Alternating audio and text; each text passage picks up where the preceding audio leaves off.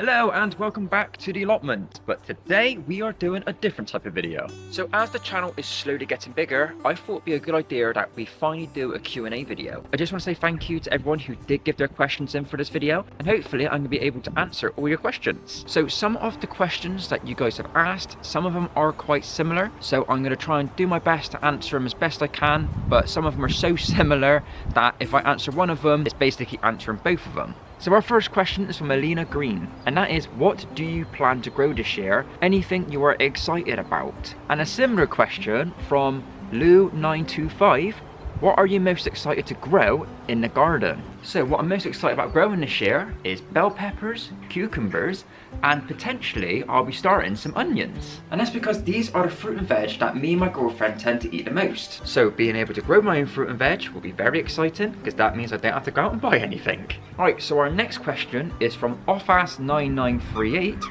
and that is there anything you would like to grow but can't due to climate? For example, avocados or something else? And the answer is citrus trees and grapes. You're probably thinking, hold on a minute, you're growing a citrus tree right here, right now. But if I was to leave this outside all year round in the UK, unfortunately, this tree would end up dying. The only way to safely protect my tree and actually grow a citrus tree is by leaving it in my house when it's cold and putting it outside when the warmer seasons get here. And I know you can also grow grapes in the UK, but they are nowhere near as good as the grapes that you can grow in hotter climates. The same thing again, you've got to make sure the grapes are very frost resistant, but it's those type of plants I love to grow in the UK, but you have to try and grow them in Pacific conditions, or else unfortunately they'll just end up dying because of the cold and rubbish weather we have over here. So next we got a question from BellyBelly94, and that is, please Josh, tell us all about your gorgeous doggie. And PS, love the videos. Thank you for that. And the dog she was on about is this dog here, and his name is Bruno. Now Bruno is a wild rescue dog from Romania. We got him when he was 6 months old, so he's basically just still a little puppy, and he's almost 5 years old now. Don't know what breed he is. He does kind of look like a border collie. We never had the DNA test done, but he's a very shy little dog with a big bark. Now, a dog that you all might be more familiar with is little Doris. Now, she is also a little rescue dog from Romania, and she is almost 6 years old. Same again, we don't know what breed she is. She's a crossbreed. We've never done the DNA test to find out. She got rescued by another family when she was 2, and unfortunately, under circumstances, they could no longer look after her. But luckily enough, my girlfriend took Doris in to give Bruno a little friend. And yeah, let's just say they love fighting each other. So yeah, these are my 2 little dogs, and hopefully you will see them a bit more on some of the allotment videos in the future. So next we got a question from Bitter Banter, and it is, what is your goal by the end of spring? And my goal is to completely have this all dug up, all the brambles, all the weeds gone, and it to be a clear slate, ready for when I want to start putting some raised beds or a shed down. And also this next question ties in nicely with Bitter Banter's question, and that is from the Outrider. And he has put, good evening Josh, I am enjoying watching your progress you are making at your allotment. Roll on the spring weather. I was wondering what your plans are for the pass between the beds. Cardboard covered with wood chips seems a good way to go. And you know what? I completely agree. Now, we know the soil that I've got here ain't the best. It's really clayey, really dense, and it ain't gonna be great for growing. But as some of you might know, we have got a lot of trees and a lot of branches to tackle on the allotment, which in time, we can reuse all these branches to make really good wood chippings. And if we was to use wood chippings and cardboard on the floor, not only would it suppress all the weeds, but over time as the cardboard and wood chipping starts to decompose, it would hopefully improve all the soil quality. So I think going forward, that'd be a really good idea to try and help improve the soil quality and get more control of this allotment. So next we got a question from Relax Reflect. How long did you wait to get the allotment? I've been on the waiting list for mine for 5 years now, and email them every year to make sure I'm on the list. Wow, that's a long time. But it did take me 4 years of waiting to finally get the keys so I could finally open this gate to actually have an allotment. But keep going, and hopefully you will end up getting your allotment, and hopefully you haven't got to wait another 5 years. So this next question from this person is quite big, so I'm gonna have to do it in 2 parts, sorry. So the first part is, why did you start the allotment and why did you decide to film it? Also, maybe where in the UK you're located. A lot of you would have already guessed from my accent that I'm from the southwest of England, and the reason why I really wanted an allotment, even though I have got a nice sized garden in my house, it wasn't going to be practical enough to be able to keep growing and maintaining fruit and veg, as well as having a nice garden in which we can chill in during the summer. And also with the pets that we've got, I didn't want them accidentally going through stuff and eating fruits and veg that they shouldn't be eating. And the reason why I wanted to record it was because I wanted to share with everyone my journey on having an allotment. Obviously it's gone a lot more differently than what I imagined with how bad the plot was, but I am enjoying it nonetheless, and I'm actually really happy that it's had really good feedback and a lot of people are enjoying it and enjoying me completely rip this place apart and try and get rid of as many brambles as I can. And also it's to do with the fact that I really enjoy doing this stuff. So I wish I could do something like this full time, be like a content creator doing this sort of stuff, being able to build, grow. I know it's a lot easier said than done, and that is probably the main reason why I wanted to share this with everyone, is because if I can try and do this as my hobby and passion, you never know where I might go in the future. So now on to the second part of Squid's question, and that is maybe how does an allotment work? Like, do you pay rent? We don't have him here and he's from America. And the question is quite similar to Making Freely 6336. A viewer from the US, could you explain how allotments work, as in how do you get one, is it free, etc. It is something that isn't common over there. We have to apply for an allotment through our council, and you need to apply to the council to be put on a waiting list to be able to have a plot of land and able to grow fruit and veg. Now when you come to apply for an allotment, it's usually better to apply for an allotment that is closer to your home, and then once you have applied and you're on the waiting list, you obviously have to wait until they select you, and then you can finally choose what plot you want to rent off them. And yes, I did say rent because it's not free. You have to pay a fee depending on how big your allotment size is, so you end up renting this plot of land from the council.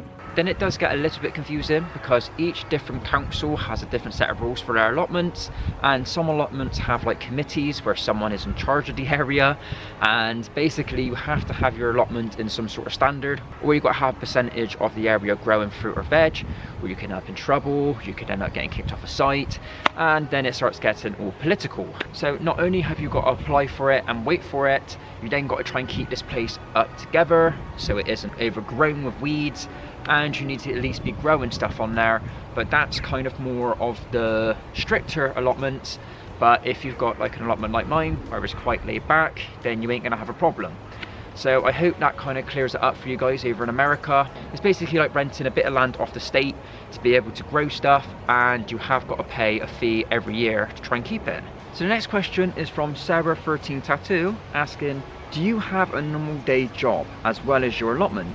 And if so, how do you find the time to garden? I've been finding it hard to find time to get into my garden lately and wonder how other people manage. And this is also quite similar to the question from Crafty Calf, and that is, I'd love to know more about what you do for a living and maybe give us a sneak peek on your future plans for the allotment. Did you already start seedlings? And do you know what? I haven't yet. I do need to get on that as it is almost March. But to answer the questions about my job, so by trade I am actually a HGV mechanic. So I used to fix and maintain trucks, but now I work in a body repair centre where we repair vehicles that have been damaged. But when it comes to working and other aspects of my life, there just isn't enough hours in the day. And not only have I got to drive to and from work as well, I've also got to drive and do other stuff in my life, like shopping and general other stuff. Trying to make YouTube videos with recording and editing, and also trying to keep this allotment up to date, it basically takes up a lot of my time. So I haven't really got that much free time, the same as yourselves. So I'm very lucky to have Cora, who's my girlfriend, as she is very patient. She's allowing me to spend most of my free time making content, making videos, doing stuff at the allotment. But it is very hard to try and balance work life with normal life, with making YouTube content. So I do understand how hard it is for you to do stuff in your garden. Everyone's got different predicaments in life. Everyone's got something going on. It's just trying to find that balance is quite hard. So you just got to try and figure out what is best for you and try and find a happy medium between work life, social life, and your private life. So next we've got Lewis Skinner, who has asked, Hi Josh, I was wondering if you are going to implement raised beds in your allotment and whether you will get a greenhouse. And the simple answer to that is yes. So I have already got a greenhouse, but I'm not planning on taking this to the allotment. This is more perfect for growing stuff here at my house. But in the future, I would like to get a nice glass greenhouse and have it on the allotment. But for now, this little plastic one will have to do. And I've also already managed to make myself a raised garden bed. So when I am ready at the allotment, I can literally put this in straight away and hopefully I can start growing some fruit and veg. But hopefully this will be the first of many raised beds that I'll be making at the allotment. And I've also made a video on my channel making one of these as well. So if you want to check it out, then the video is on my channel somewhere. So next we got Chris E5me, and he says, I am from the US, so different time zone. I do have a couple of questions. Do you plan to do no-dig gardening? And have you already designed the allotment for when you can actually start to garden? So when it comes to the design of the allotment, I have got a rough idea on what I want. As back here, I would like to have my shed over here and my greenhouse next to it. And then over here, I want to have a path going towards the shed with some raised beds either side with like a trellis over the top. So when the plants grow, they grow up the trellis and then overhang. But apart from that, no. I'm not sure what it's going to look like.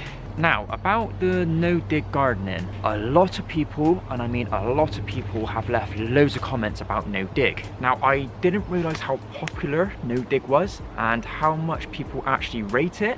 I've never done it. I've never attempted to try it before, but I've only ever heard good things from it. So once the allotment is up together and is up to a good enough standard that we can start growing stuff, I am planning on having raised garden beds, but I can also try and experiment with the no dig. It might not be soon, but we'll possibly do it in the future, as like I said, a lot of people have recommended it. So the last question is from Sleepless Meadow, and it says, hi Josh, for the Q&A, my question is, do you plan to incorporate any permaculture elements to your allotment? Now, I think the cool thing about having an allotment is I think permaculture is basically like a guarantee, as I'm going to be making my own compost from that big compost pile you can see there. I'll be using old branches and stuff to make wood chips on the ground, using the charcoal and the ash from my fire pit to help with my soil. So I think my answer will be yes. It will be trying to reuse all nature's resources to try and make stuff better. So I think that's the cool thing about having an allotment, is I think permaculture is basically a guaranteed. I won't be using any sort of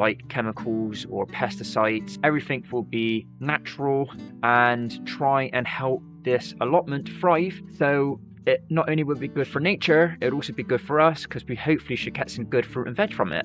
So that is the Q&A done. I just want to say thank you again for those who did actually give some questions for this video. Hopefully I did answer them good enough for you. This channel is slowly getting bigger and I appreciate all the support that you guys have given me, and hopefully we can carry on and make this channel even bigger and better. And I appreciate all the questions that you guys do send over to me, and I do try my best to try and answer all of them. And yeah, hopefully we can continue growing this channel, and I see you guys in the future.